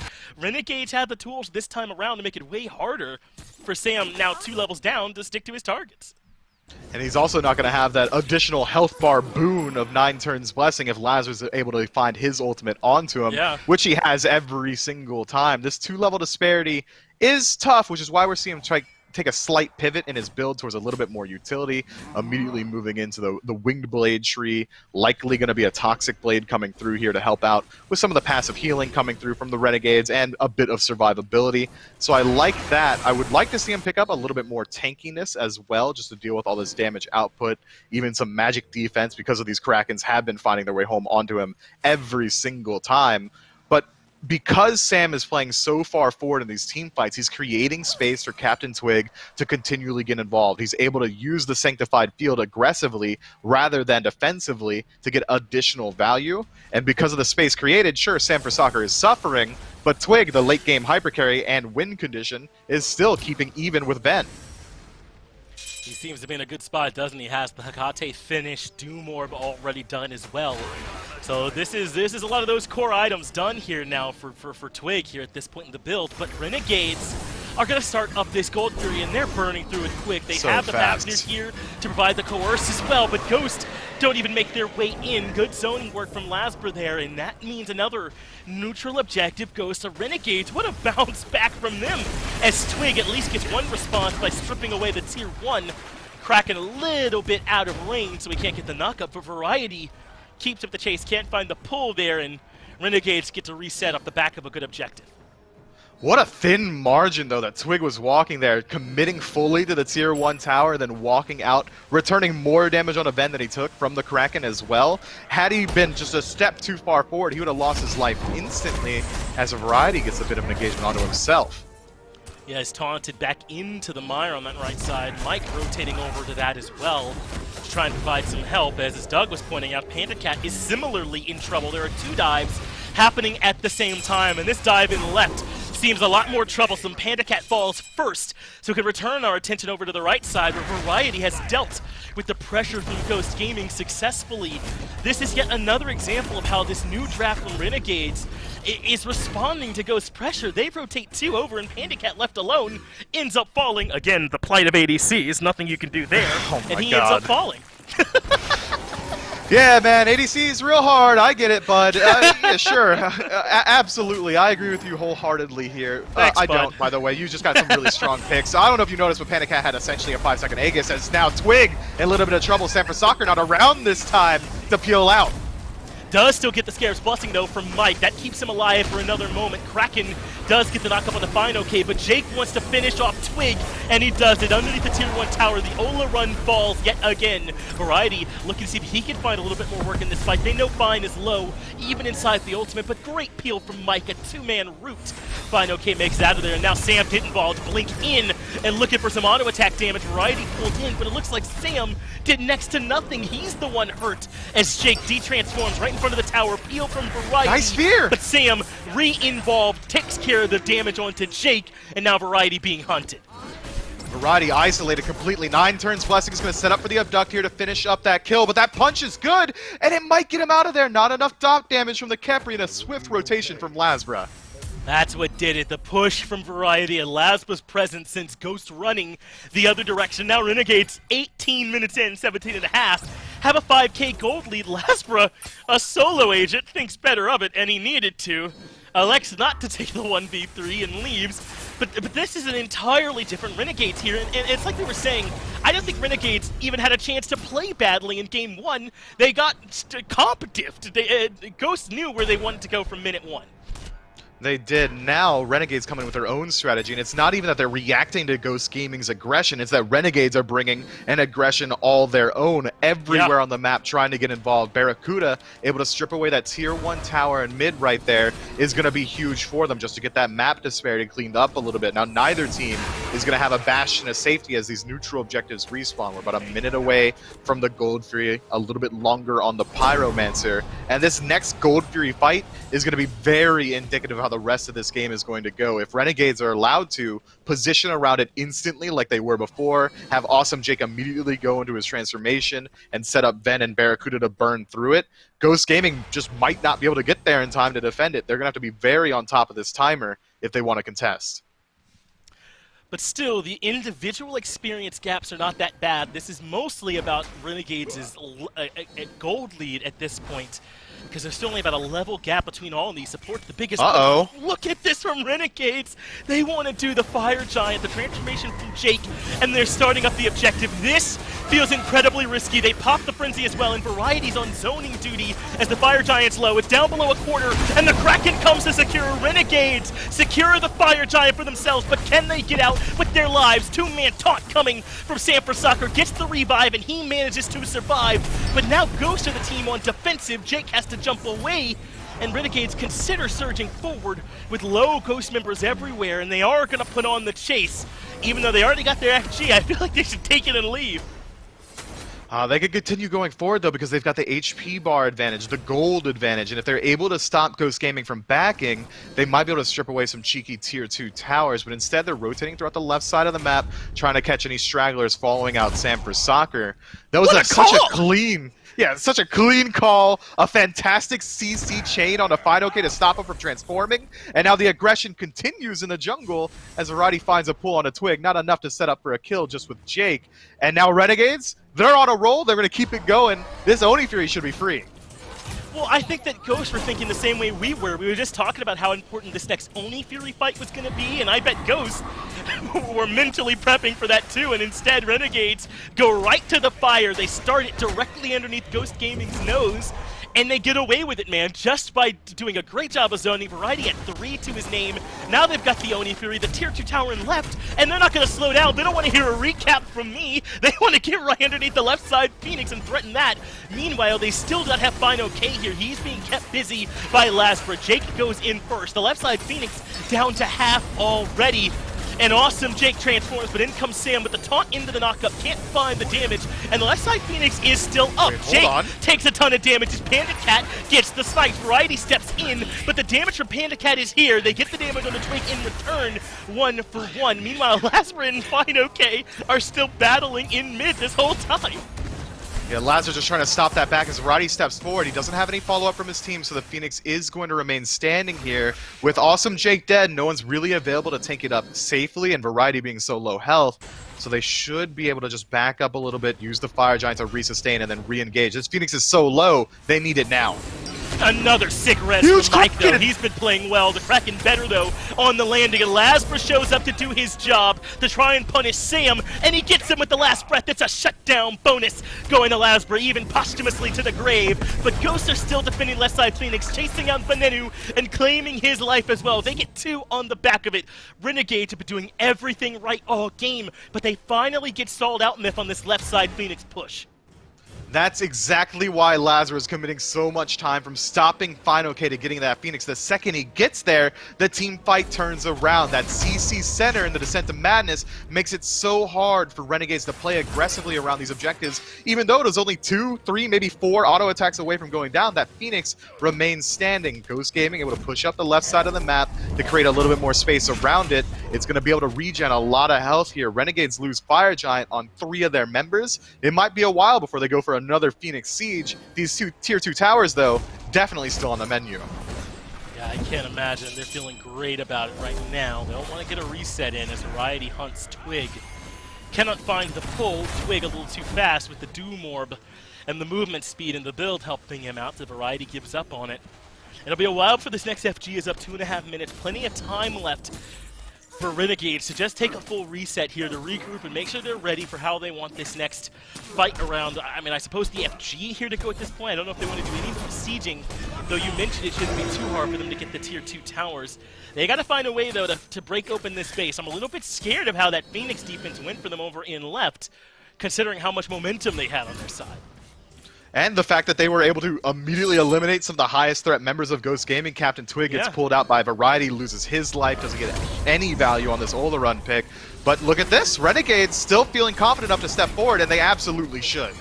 They don't have Fire Giant buff for this, but they do still have like a 7k gold lead as the Sanctified Field rolls out. That forces everyone to disengage. Fino K controls the space as well, and Barracuda has to retreat. Now Sam looking to chase Lasbra, has the ultimate from Polar Bear Mike on him as well as he continues that chase. Meanwhile, Fino K knocks up Venenu one more time. Renegades are low, popping Frenzy, it feels like, to get ready for the resurgence, but Jake ends up getting picked. Kraken does knock up Fino K, who's incredibly low, but no one can follow up. Barracuda dies to the pin, and Ghost Gaming defend the tier 2 successfully. It's a 2-0 in their favor.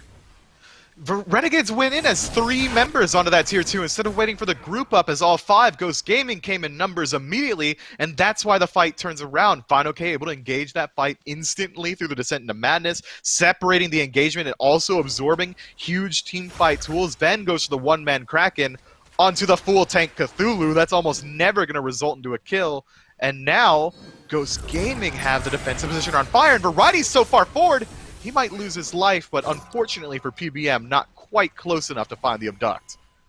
Man, Ghost Gaming have managed to hold on. Now they have the 5v3 to start up the Fire Giant. Lasbra and Variety still have their ultimates as Mike controls Variety at the back of the fight. Pull into the root, and the Fire Giants getting lower and lower. Venenu over the wall with the Whirlpool is not So enough, close. and Ghost secure the objective now.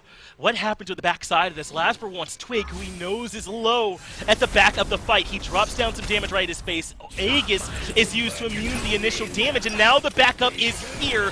Lasbra gets the kill on the Twig, though, as he wanted, and strips the Fire Giant buff away from the Olarun. Close, may be worth it, but not if Ghost can hunt down these other 2 members. Mike is right here. Fino K behind as they continue on this chase. But watch Stanford Soccer going for the split push as this engagement continues. They realize it, Renegades, so they continue the fight. Nice Kraken hits 1, but no damage, but he does force out the Scarab's Blessing. Fino K goes in his ultimate, and I like this. Variety realizing all the damage this fight's from Panda Cat, but now that he's sniping, he can just follow up. Sam has rejoined the battle as well, and that is turning the tide of this engagement. Where can Barracuda land from here? Good choice to go that direction. That leads towards safety, but Variety is left alone. It's a 4-for-1 wipe in favor of Ghost. They lose Twig a while ago at the blue buff, and now Ghost can start to burn down some towers. And look already at the goal lead, Myth. It's starting to close already. It's only 1k difference. And there's still 30 seconds left until Awesome Jake respawns. Lasbra up in 5, 4 members strong here. They might be able to go for a bit of an end if they can find some CC onto 1, and it looks like Ghost very willing to go forward. How? This game was in Renegade's control. They have to defend here because of what good position they were in earlier. All of Lasbra's attention is on Panda Cat to deny the damage to the back. And boy, is it working. Renegades keep Ghost out. They keep their Titan alive. They were in control of this game the whole time, and they still have a chance to close it out. Just 2 poor team fights, one on the left side Phoenix, one in the tier 2 and mid, immediately turned this game on its head. Now the first bird of the game goes down. Mid Phoenix lost to the Renegades, and it seems like they're still moving forward. Fafnir and Jingwei hovering around the jungle, not in time to steal away the Oni. That's going to go the way of Ghost Gaming as well. Back up, spend your gold. There's a huge power spike for Ghost. So much gold in hand for each of these members. 3,000 for Fino K. We're going to move into this true 6-item slot very soon. I'm worried. How are Renegades going to respond to the aggression from Ghost now? Ghost likely are going to group up on that left side of the map, work through the last 2 towers, strip away some of the defense from the Titan. I don't think we're going to see Renegades approach that tier 1 tower at all, but they could try and put up at least a soft defense on this tier 2.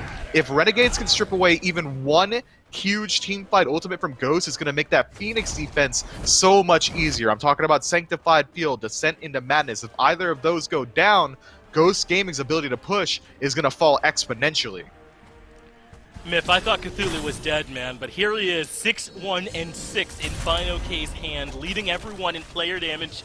But I imagine he'll soon be overtaken by Panda Cat, but just so impactful throughout this game. And a lot of the times I thought this sustained damage, like from a Jing Wei, was the answer. You want to burn down this Cthulhu even while he's transformed, but Barracuda has not had the time. And now Ghost Gaming are pushing down left. They already took the Tier 1, the Tier 2 falls as well. No way Renegades are going to risk life and limb defending those. There's still the Tier 2 tower over in right, but they're all here on this left side of the map. They've already taken the Fury, they've taken most of the jungle as well. So perhaps just looking for a reset as they start to fall back. Meanwhile, Sam is walking into the trap. Lasbra and Vin were waiting, but Sam ends up avoiding it. He still wants to walk in aggressively, and it's enough for Renegades to fall back. The rest of Ghosts are now here. It looks like the plan is to go for Pyro. Yeah, with only 10 seconds left on this Fire Giant buff, Ghost Gaming not willing to push down that left side Phoenix. They've done enough here, and picking up the Pyromancer for themselves is going to make it so much easier for them to rotate in. Renegades realize the Ghosts don't have a lot of time on the Fire Giant, which is why they're allowed the opportunity to have Ven and Lazra hiding in the jungle, trying to find some sort of gank.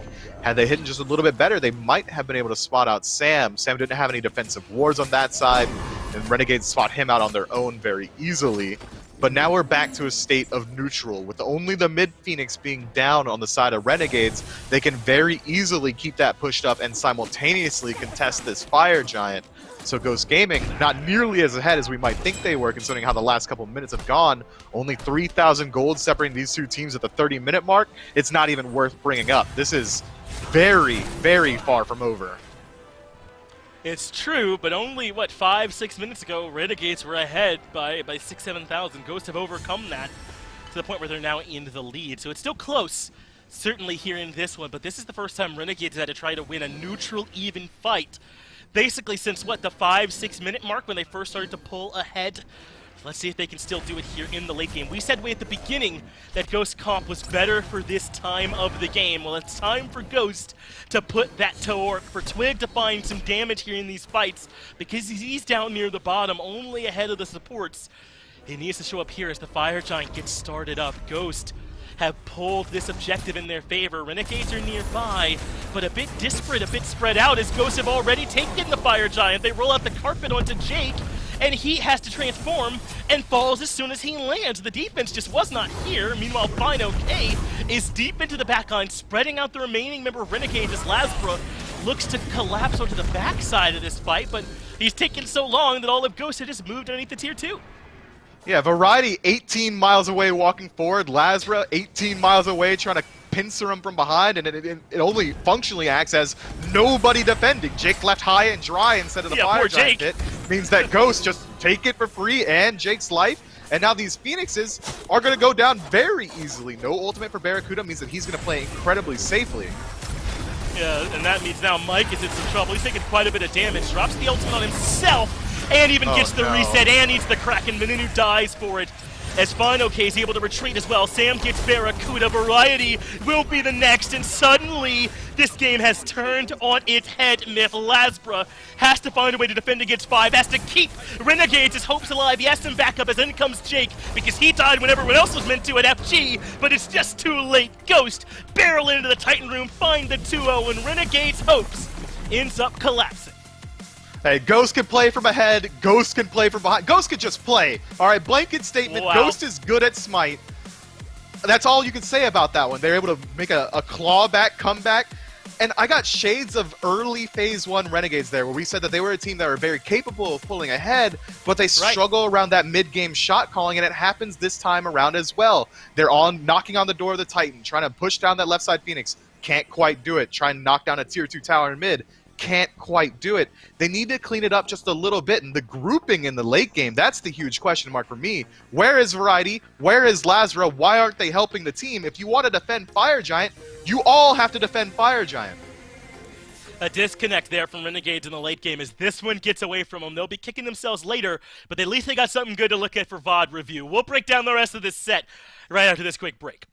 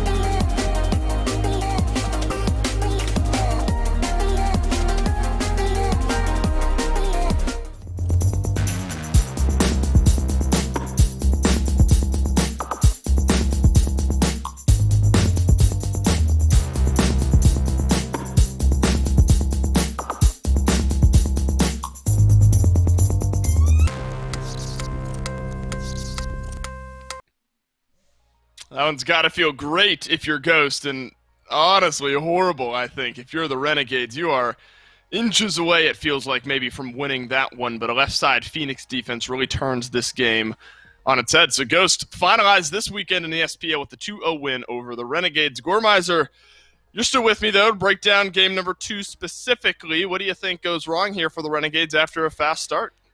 Man, so normally we have these very obvious turnarounds, and you know, Ghost Gaming win a couple of fights that really, really do put themselves ahead and in position to then, you know, get a Fire Giant, snowball that lead, and turn that game theirs.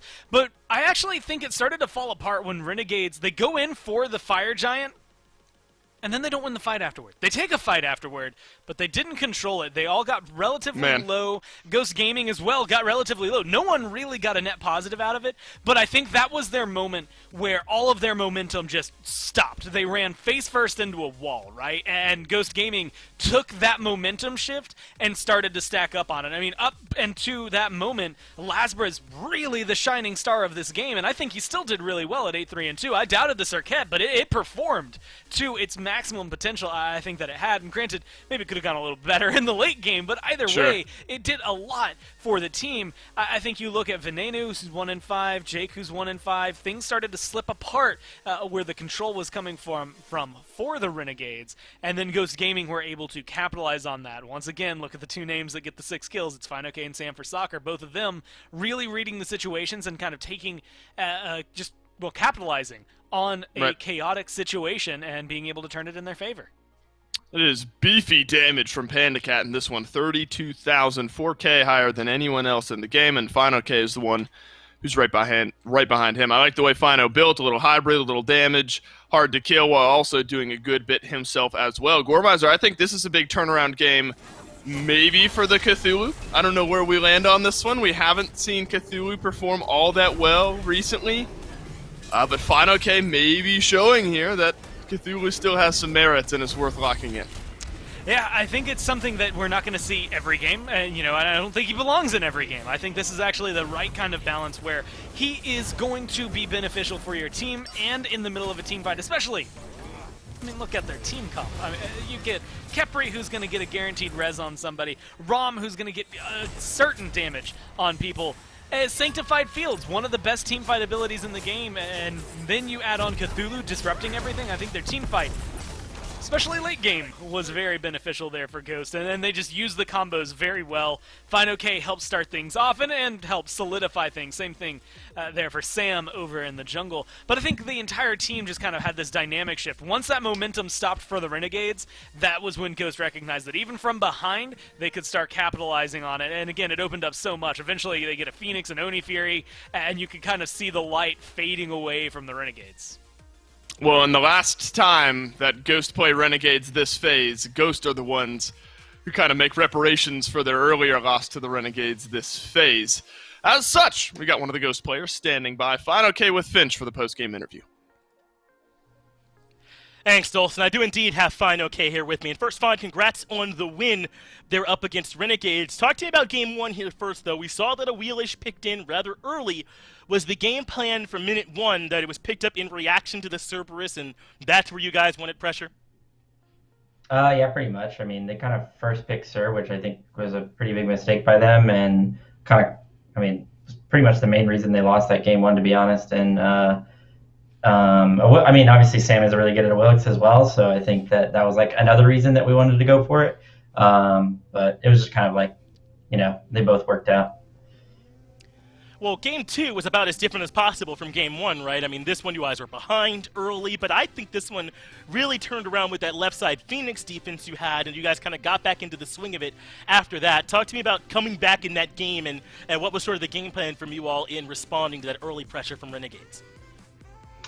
Well, they drafted Circuit, and Circuit's usually a guy that's going to make plays early game, and they were able to make some good plays. We made a lot of mistakes as well, but, you know, that's just kind of how the game goes. People capitalize off of mistakes, and so they got a pretty good lead, but it wasn't anything crazy like we had in Game 1. We had like a 10K lead, I think, at like, you know, like 15 minutes, whereas they only, I think, got up to like 7 or 8K, and it was pretty good for them, obviously. But what actually went wrong at that Phoenix is that we stalled really hard, and Circuit was trying to stop me from backing, but in reality, I'm pretty sure she should have been in the fight because she's a level 18 Circuit with a Fire Giant. She would have been able to like dive the back line, tank the Phoenix for her teammates, and all that. But so it actually kind of ended up working out. We stalled for a while, then I was able to get my back off, and I had my blink and my ults up and everything. And once they used so much on my teammates, I was just able to clean up, play the janitor, you know. I think there's a good point to that. I mean, Lasber was the one I thought giving Sam a lot of trouble in those early game fights, and when he wasn't there, life was a lot easier for him at the very least when I left Phoenix. So you all were able to clean up this game, and as far as I'm concerned, you all are looking like the best team here right now. Is there anything you feel like the team needs to clean up to start getting ready for your SWC push, or are you guys comfortable and just kind of waiting for that time?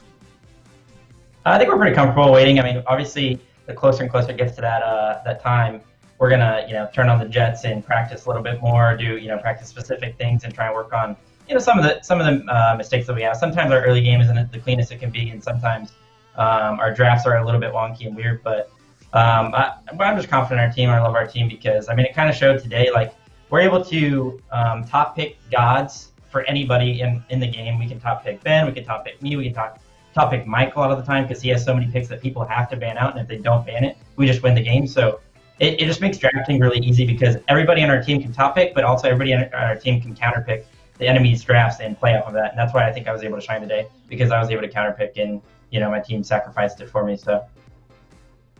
Hey, it sounds like we're hearing similar threads between you and SSG. The top teams are a nightmare in picks and bans. Thanks for talking to me there, Fine. Okay, man. Congrats on the win.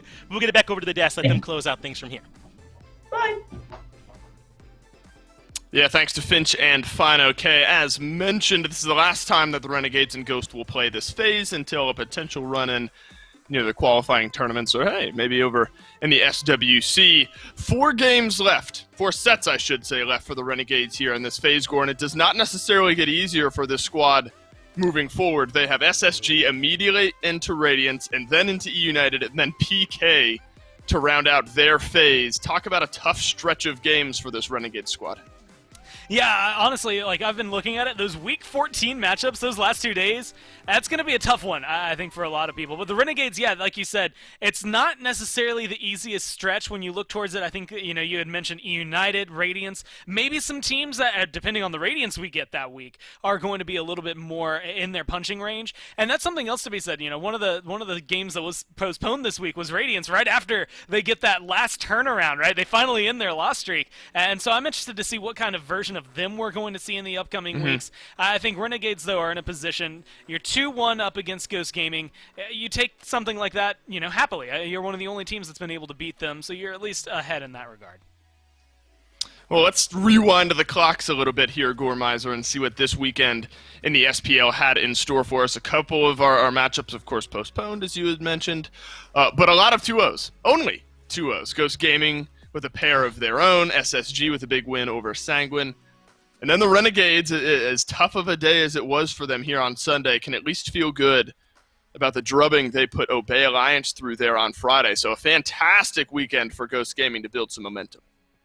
Yeah, I think Ghost are in that right final stretch, right? Again, we always talk about it. It's the same thing we've been saying with the Knights, right? When do you peak? Where's your momentum going? And as you move forward, where do you want to go? Because when you look at it at the whole year, things like that are going to matter, right? Being up at the top in Phase 2 is important. Getting points from the playoffs there in Phase 1 was important. Things are all going forward towards Worlds, and that's what these teams are marching towards right now. The fact that Ghost Gaming has honestly, at this point, kind of made themselves undisputedly number 1. They're always taking down SSG, which are the only team that is kind of up at their heels. I think showcases that they are the team right now to keep your eye on. If you're studying footage, they're the ones to try and beat. And hey, credit if you're the ones who can figure out how to do it consistently. They have got 3 losses, but it was 3 different teams, 3 different occasions, and I would argue 3 different Ghost Gamings that showed up on those weeks as well. It's going to be difficult to do, but they are definitely the ones right now that everyone is chasing. Agreed, and thank God Mifflin is not on this call anymore because he loves playing the counter side of that coin for SSG. Obviously looking like one of the best teams in the league here as well. Ghost Gaming also have 4 sets moving forward till the end of the phase. We'll see what their next week looks like, though. And Gore, a big one, for PK especially, starting to come back off of a little bit of a break. So that one they have to look forward to against Ghost on Saturday. But before we get there, we'll have the Friday matchups. SSG versus Obey, Radiance versus Sanguine, and then jumping down to Sunday just to finalize everything. Radiance versus Obey, and then Sanguine E United. So look at those Friday matchups, Score. SSG, Obey, Radiance versus Sanguine. Just judging based off recent performances, Radiance versus Sanguine, maybe the one where my eyes go. Yeah, absolutely. Again, my question marks right now, we didn't get to see the Radiance that we saw last week this week because their game got postponed. So will they come back at the same strength that they ended that last run on, or are we going to get back onto another 6-loss streak, right? That's where I think a lot is going to go. Sanguine, especially now, kind of getting toppled yesterday by SSG. They're in that position. Both of these teams are looking for kind of like a big bounce back. They want to stay in those top 4 if you're Sanguine. You want to fight back into it if you're Radiance. And I think that's the matchup to watch because it's the one that's most indicative of that middle of the field, middle of the pack standings. Yep. And it's going to determine, I think, a lot for those top teams and for those bottom teams about where they will end at the end of the phase. Well, Smite fans, we are officially on the home stretch here in Phase 2. After today, 3 weekends left of SPL action. 4 or so games remaining for all of these teams. What a stretch we've had here in Phase 2. I'm looking forward to those PK games, getting rescheduled, all that sort of fun stuff. But that's it for this weekend here in the SPL. On behalf of myself, Gormizer, all the other casters, everyone back in production, thanks for watching. We'll see you guys on Friday.